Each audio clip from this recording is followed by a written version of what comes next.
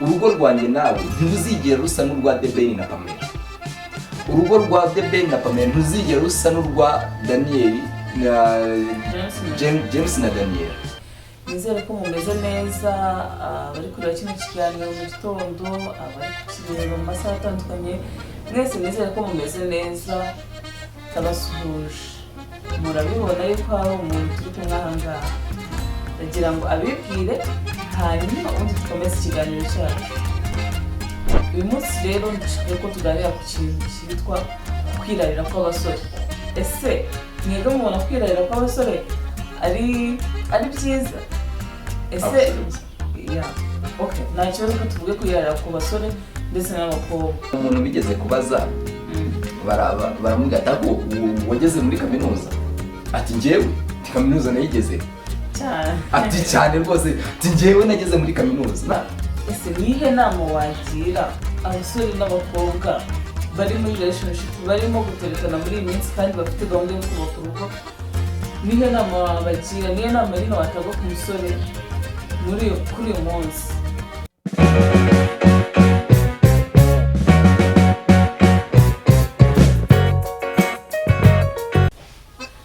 Hi guys, welcome back to our YouTube channel. This is Bonnie and Rahel family. Turabishimiye cyane, nizere ko mumeze neza, bari kureba kino kiganiro mu gitondo, abari kukireba mu masaha atandukanye, mwese nizere ko mumeze neza, tabasuhuje.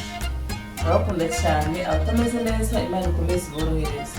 Uyu munsi bafite umutumirwa nk'uko mubibona, ntabwo ndi jyenyine noneho ku kiganiro, kuri kamera ntabwo ndi jyenyine, murabibona yuko hari umuntu turi kumwe aha ngaha, ndagira ngo abibwire hanyuma ubundi dukomeze ikiganiro cyacu. Se ntibanzi wasanga ari ahantu batakuzi, ni ngombwa ko batwibwira. Ndabasuhuje, nitwa Boneri Ndayisenga. Iyo bavuze Boneri ndi Rahel family, ubwo bavuga This is Bonnet and this is Rahel. Turuziye noneho ngo arabura wo mu gikari. Uriya nta kintu nawe tuvuga ibintu byinshi. Guys, turabakunda. Uno munsi rero turifuza kugira ngo dukorane ikiganiro. Namutumiye uno munsi, namutumiye rwose, nubwo channel ari ariko uno munsi noneho namutumiye, ari ibintu nshaka tuganiraho, hari topic nshaka ko tuganiraho. Ntabwo nigeze mbibubwira nshaka ko tuvugaho, nyine namutumiye nshaka kugira ngo agire ibintu bibaza, kuko ndamuzi neza ko ibyo namubaza byose ariko capable yo kubisubiza. Ntababeshye, njyewe ntabwo ndi Imana ngo menye byose. Aramutse ambajije ikintu nkamanika urutoki avuga yuko ntakizi, umuranyihangane cyangwa zabikate. Zabikate nimba ntabizi. Ni ibintu bisanzwe tugiye kuganiraho, ibintu bisanzwe mu buzima busanzwe. Ndashaka ko n'abantu badukurikiye mugenda mutera comment, hanyuma nyine mukatubwira ikintu cyo Rwanda ko namwe mu byumva. Mutibagire gukora like na subscribe kuri channel yacu kugira ngo tujye mucirwa n'ibiganiro bicaho. Uyu munsi rero ndashaka ko tuganira ku kintu cyitwa kwirarira kw'abasore. Ese mwebwe mubona kwirarira kw'abasore ari byiza? Ese okay, nta kibazo ko tuvuge kwirarira ku basore ndetse n'abakobwa bari mu rukundo. Nyine ugasanga umusore atereta umusheri we, ugasanga yifitemo nyine akantu ko kumwirariraho, amwereka ibintu adafite, nyine ugasanga aramusezeranya ibintu, akamwizeza ko afite wenda inzu, bafite inzu wenda muri Kigali cyangwa se ahantu runaka, ugasanga mubwira ko nyine akazi akora, ugasanga siko akora. Mbese ibyo bintu mu by'ukuri mubona bikwiriye? Ese ni byiza cyangwa ni bibi? Hano mfite rero umutumirwa, ndashaka kugira ngo atubwire nk'umusore. Uyu munsi ni umugabo, ni umupapa, arubatse, afite umugore n'umwana, ariko ndashaka noneho yishyire mu cyiciro cy'umusore, ahagararira abasore. Umusore namuciyemo ntabwo nabunga, ndabuzi rero. Hano ugiye kumbwira nk'umusore, ese iyo usanga nyine ugasanga umusore arirarira, by'ukuri ni byiza cyane ibintu? Ese utekereza yuko umukobwa ntabimenya yuko ibyo wamusezeranyije byose umubeshya? utekereza ko nakuvumbura bizagenda gute? Ese iyo situation uzayitwaramo gute musore? reka iki kibazo kirimo imitego myinshi, kuko ntekereza ko abantu barebye ikiganiro aherutse gukora kivuga ku rugo nk'ijuru ritoya, harimo ahantu yavuze ngo kubakira urugo ku kinyoma. Ibyo bintu ngo bimeze nko udashaka gukanda ikibyimba, sinibuka kwanga gukanda ikibyimba kandi ushaka yuko gikira. Rero ubwo kwirarira k'umusore ni intambwe ya mbere abateye mu rukundo, abateye yo gutangira kugira kubakira urugo ku kinyoma. Keretse ari wa musore ushaka yuko aryamana n'umukobwa agahita amujugunya kwigendera, ariko ari wa musore ugiye gutereta agatangira kwirarira byerekeza kubeshya. Ubundi wirarira aba atangiye kubaho mu buzima atari, si byo? Si nibyo twita kwirarira.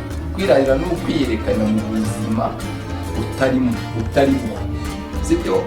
Tuvuge nimba ari urugero, nimba watangiye kuvuga ati ugatangira kubeshya umukobwa yuko ukora akazi runaka, ukabwira umukobwa yuko ukora muri banki, kandi agatangira kukubarira mu mishahara ya za magana kandi uri umusekirite wa banki cyangwa uri umukirina.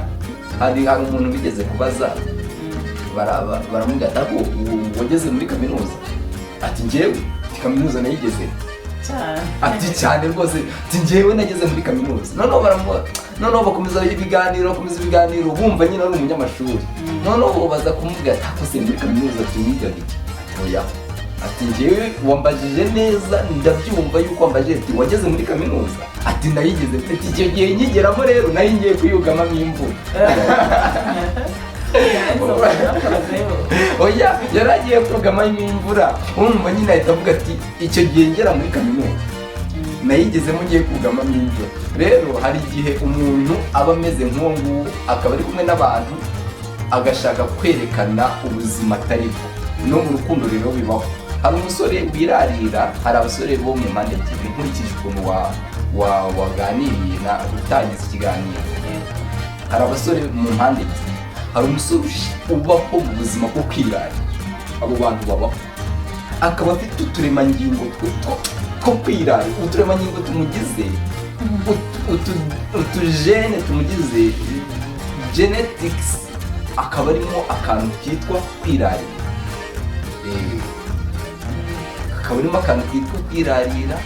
Noneho hari n'undi ubaho mu buzima rero ashobora kwirarira ku muntu bitewe n'ukuntu amubona. Hari abakobwa batuma umusore ashobora kubirarira, akabinfluensa mu kwirarira. Mu buhe buryo umukobwa ashobora gutuma umusore amwirarira? Reka nkwereke nk'urugero. Hari umukobwa waporocingwa n'umusore, bakiganira amagambo makeya, umukobwa agatangira kumubwira uburyo ajya asohokana n'abashuti be, bakajya ku Gisenyi, akajya amuganiriza udusitori twa tamutamu, ukamuganiriza udusitori two muri resto bare zikomeye. Noneho umusore acyumva umukobwa ari muri iyo class, acyumva umukobwa ari muri urwo rwego, agatangira kugira ubwoba. We yajyaga asohokera kwa murokore, ahantu banywa amata, bakanywa na bakarefatisha keke, amata ya sensa kuri keke ya 200, urumva? Noneho yaprocinze umukobwa umenyereye gusohokera muri resto bar. Iyo ni influence ya mbere mu buryo buri indirect. Ntabwo umukobwa amutegetse ngo umwirarire, ariko kwera tuganiro amuganirije duke cyane, akamubwira ati njyewe muri ya umuntu nakuganiriza muri kuganira bisanzwe, ukumva aravuze ati njyewe buriya megabayiti za 25 nazo zisigaye zinshirana nta kintu na kimwe nkuzi. Urumva agura megabayiti ku kwezi z'ibihumbi 25, urumva? Noneho akaba ari kwiba tishamana ati umva ngo iyi sosiyete wenda tubwire nimba akoresha MTN cyangwa Airtel, sinshatse kwamamariza sosiyete runaka, ngisigaye inyiba ubona ugura megabayiti za 25 zikaba zishize zitamaze n'ukwezi. Wowe musore ugura megabayiti za 500 ukazimara n'icyumweru, urumva ku kwezi ukoresha za 2 urumva none uhuye n'umukobwa uri ku kigero cyo gukoresha megabayiti za 25. Iyo ni influence atangiye ku influencinga gutuma noneho ibiganiro bya megabayiti za 2 bivaho werekeza muri 25. Urumva ako kantu rero, urumva dufite kotezi ebyiri z'abasore. Hari umusore utunzwe no kwirarira cyangwa se mu buzima bwe amenyereye kwirarira abikorera ingeso. Hari n'undi rero uhuye n'umukobwa kigero kitamwemerera, nyine wenda tuvuge kwa kundi wabanga amaboko atareshya, sindabimenya uburyo amaboko ariko njya mbona n'utwana utunuza tungana gutya tuza tubarebera. Yego nyine ndabizi iki kinyarwanda ndacyumva, ariko nzi neza yuko mwahuye amaboko yahuye uramukanya bitangwa. Uriya ukuntu bavuga ati amaboko atareshya ati ntukisimbukuze, ariko ayo maboko yahuye uramukanya byanashoboka ntawamenya. Mu kinyejana kiriho tuzi abasore bashobora guteta abakobwa b'abantu bakomeye, cyangwa se umusore ukomeye uri ku kigero cyo hejuru mu buzima abayemo, akaba yatereta umwana wo mu cyaro kiriya ahantu w'intamenyekana. Rero umusore nimba yemfuwansinzwe n'umukobwa, duhere kuri uwo yemfuwansinzwe umukobwa yamubwiye story ntoya atanabishaka, akamubwira story ntoya, akamubwira umujya kubona ifi burayokeje, ati iraryoha, ati kandi hari ahantu duheruka gusohokera twakoreye buraki shawa ya kanaka, ati mana yanjye badutekeye ifi numva iranjabutse, numva ndayanze, numva sinshaka no kuzongera kurya. Ariko hari ahandi hantu twagiye kurya irimo umuceri. Urumva nyamusore rero nujya kuganiriza umukobwa watangiye kumutereta, watangiye kumubwira dusohokane tugire uzatinya kumubwira ati tujye kwa murokore kuko ariho wari umenyereye. Ubu utangiye kumubwira ati rero ubwire baze mugenzi wawe se ahantu hihendutse. Urumva wari umenyereye guspendinga wasohotse 2,000, utangiye kubaza ahantu hari inkoko ihendutse ihita igufata muri 20. Ubwo si intambwe zo kwiyemera, step by step utangiye wiyemera ku kantu gatoya, ejo azakubwira ati nkeneye amayinite. Kuko amayinite wumvisha akoresha megabayiti za 25 ngo amayinite ni 2,000. Wari umenyeye kwigurira agakoroboyi rimwe na rimwe wowe ugatira, agakoroboyi n'inana ya sense rimwe na rimwe wowe ugatira, ugasanga ufite amadeni kuri MTN waragujije cyangwa kuri Airtel waragujije, ugatangira gufasha umukobwa n'impamvu sindamwoherereza iki gihumbi, ugahita utira mugenzi wawe akoresha amafaranga ugujije kugira ngo wohereze teri wawe amayinite, kandi ufite igihumbi wakakimwoherereje, ariko uko wumvisha ari ku kigero cy'uko ayo mayinite ashobora kuba makeya kandi ushaka kumukurura ngo umwiyegereze abo wawe, biragoye ko wamuha amayinite y'igihumbi ufite ugujije ibindi bintu. Utangiye kwirarira ntaho bitangiye, ufasha amadeni, ufite akazi gashobora kuba kaguhemba 1,000, kaguhembye 1,000 ku kwezi, none umukobwa umukundanye utangiye kumubeshaho mu buzima nkaho ukorera 300. Bitangira kurangira n'imyenda mugiye guhura utangiye kuyitira. Uko ni ukuri, dufite abasore benshi batira imyenda bagiye gusohoka. Abasore ndabakomeje. Oye, wenda turi kuvuga ibintu ariko ibi bintu ni rero bibaho, namwe muratubwira muri comment. Bibaho, ugatangira gutira imyenda ugiye gusohoka, ugatangira gutira inzu, wenda tuvuge nimba ubana na mukuru wawe, umukobwa aravuze ati ndashaka kuzagusura, ugatangira kumubwira yuko aho hantu icyo gipangu mukodesha wenda ni inzu mukodesha wowe na mukuru wawe aragucumbikiye kuko we afite aho yageze, utangira kumubwira ati rero iyi nzu irampenda, dore tuyishyura 200, ati hari igihe mba numva ati hari n'igihe mba mbona kandi simpendera iki, ati dore amazi yo muri dushe yarapfuye, ati mba numva 200, najya kubishaka iyo yindi nzu wenda niyo nayishyura 250, byahebye ukajya gukorera 1,100. Ugatangira ukavuga ati niyo nayishyura 250, ati ariko nkabona inzu ifite amazi muri dushe, kuko ubu ngubu amazi hano yarapfuye, nyir'inzu nirirwa muhamagara, ugatangira ugashyiramo akantu ko kwiyemera yuko ari wowe uhamagara nyir'inzu kandi ni mukuru wawe. Okay, maze kutubwira byose wambwiye, naho rero ujya kutubwira ese nihe nama wakira abasore n'abakobwa bari muri relationship, barimo guterekana muri iyi minsi kandi bafite gahunda yo kubaka urugo, nihe nama wabagira, nihe nama nyine watanga ku musore kuri uyu munsi ushobora kuzamufasha nyine no mu kubaka urugo rwiwe ari gutanga kuri uwo munsi? Inama ya mbere nagira abasore ni ukubwira umukobwa uko uhagaze, kuko gutereta umukobwa yego bwa mbere ushobora wamwirariyeho, urumva wambara neza, wambara udukweto twiza, mbese umukobwa nyine atangira kukwegera, ariko gerageza we umuhereze ubuzima urimo, umwereke nimba ari ubuzima bw'ibihumbi 100 ukorera, gerageza umwereke yuko ari 1,000, sibyo? Gerageza umwereke ko ari 100 ukeneye kumanaginga ukwezi kukarinda kurangira. Kandi reka babwize ukuri, imwe mu nama njya ngira abasore, ndababwira yuko urugo rw'umuntu rutazigera rusa n'urw'undi, niyo mwaba mukorera amafaranga amwe. Urugo rwanjye nawe ntiruzigera rusa n'urwa The Ben na Pamela, urugo rwa The Ben na Pamela ntiruzigera rusa n'urwa Daniel na James na Daniel, sibyo?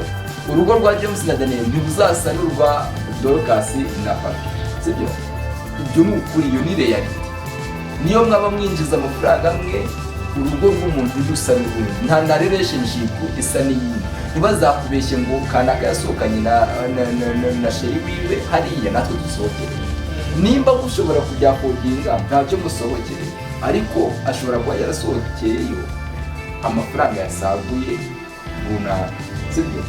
Wenda ibyo yashakaga kugeraho yabigezeho, arangije asohokerayo agiye guserebura ku mafaranga yasaguye. Ushobora kuba nawe wayasaguye, ariko se iterambere we yifuza kugeraho nawe niryo wifuza kugeraho.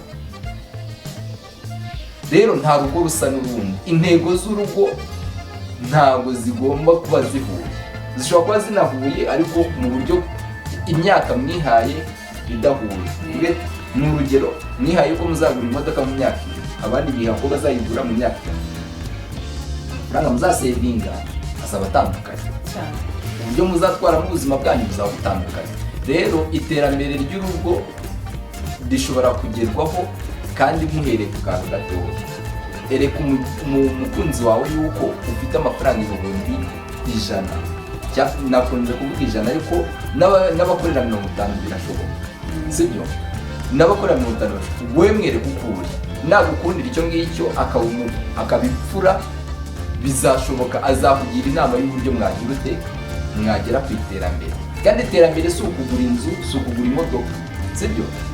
Ushobora no kuba n'iterambere rishobora kuba gukodesha, kuko uyu munsi wa none ushobora kuba wari warananiwe gukodesha inzu y'ibihumbi 15, sibyo? Noneho ukazavuga mu myaka 2 ukavuga ati njyewe nateye imbere. Ati se wateye imbere mu buhe buryo? Nateye imbere kuko bajyaga bansohora mu nzu y'ibihumbi 15, ariko ndi kwa affording inzu y'ibihumbi 30. Si iterambere? Ni iterambere ku giti cyawe, ni iterambere, sibyo se? Uyu munsi wa none ushobora kuvuga ati najyaga nsohorwa mu nzu, ariko ubu ngubu nta muntu uri kunkomangira. Bansohoraga mu nzu y'ibihumbi 50, ariko ubu ngubu mfite chambrette yanjye mbamo. Nubwo ikiri chambrette ariko ni iterambere. Rero urugo ruba rutandukanye pe, n'iterambere ryabyo riba ritandukanye. Ereka umukunzi wawe uko uhagaze, narangiza nawe agufashe ku kigero cyiwe nawe aguha amaboko, aguha ibitekerezo, narangiza muzamuke gahoro gahoro. Iterambere ni gahoro gahoro, ikibi ni uguhagarara, ariko iyo muri kugenda birashoboka. Mwihe igihe, nimba ari intego z'urugo mwihe igihe. Ese tuzava mu bukode ryari? Ese ko uyu munsi wa none twicara kuri sheze tuzagura intebe ryari? Ese ko uyu munsi wa none tutagira televiziyo tugira radiyo gusa, ese tuzayigura ryari? Mwihe igihe. Iterambere ni gahoro gahoro, aho kugira ngo wereke umukobwa yuko ufite ibintu runaka hirya y'ejo abibure, bizatangira kuzana intonganya mu rugo rwanyu, bizatangira kuzana umwiryane. Rimwe na rimwe abantu batihangana, batangire kugira gucana inyuma bagiye gushaka bya bindi wahoze umukorera, umumenyereza, utazashobora kugira ubimuhereza, kuko amareshya mugende twabonye ko atariyo atunga urugo, atari yamutunga yayigezeho. Ntekereza ko ari icyo ngicyo nagiraho inama abasore n'abakobwa, kwiyumvisha yuko nta muntu usa n'undi, nta couple izasa n'iyindi, nta rugo ruzasa n'urundi. Icyangombwa we ni ukuharanira kugira iterambere wifuza. Kuko reka mbere uyu munsi wa none umukobwa ashobora kukuvumbura akamenya yuko wamubeshya ibintu runaka. Umukobwa niwe ufite ijambo rya nyuma ryo kumenya ese uyu musore abeshya kuko bimuri mu maraso cyangwa abeshya kuko yacakaga none akaba mbonye. Nimba warabeshyaga kuko wifuzaga kwiyegereza umukobwa ukaba waramubonye, mubwiza ukuri. Ariko nimba biri mu maraso, gerageza ushakisha uburyo ukosora icyo kintu. Si cyiza namwe rwose. Nimba ubeshya ukabona wigenzura, ukabona ni kubw'ingeso, gerageza ugikosore.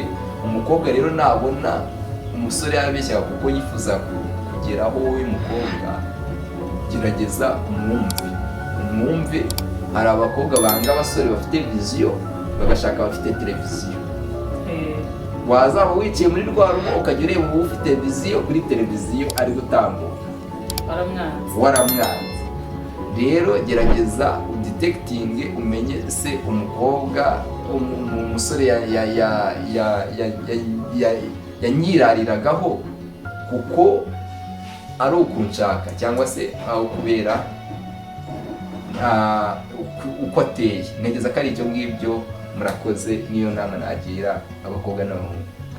Murakoze cyane, turagushimiye. Nanjye nawe ibintu byinshi nakongeraho, iyo nama yumvikana yabisobanura mu buryo bwose bushoboka. Rero nimba hari icyo mubona twibagiwe kuba twavugaho, cyangwa se nawe indi nama watanga ku basore, uri umubyeyi, uri umukobwa se cyangwa uri umusore, ariko hari inama mvu watanga, naguhejwe muri comment hasi mu byandikemo, hanyuma dukomeze kugira ngo twiyubakire relationship yacu basore ibe nziza, ndetse binadufasha kuzagera ku rugo rwacu rwiza twifuza. Murakoze cyane, turabakunda, niyo mpamvu twateguye kino kiganiro. Rero nanga dusoreje, tuzakomeza kugenda dukora n'ibindi biganiro. Turabasaba gukora subscribe hano hasi, mukanda no kazogera kugira ngo ibiganiro byose bizajya bica kuri channel bitajya birabashika, bijye bibagira igihe. Murakoze cyane, turabakunda. Bye. Bye. Ciao ciao. Murakoze.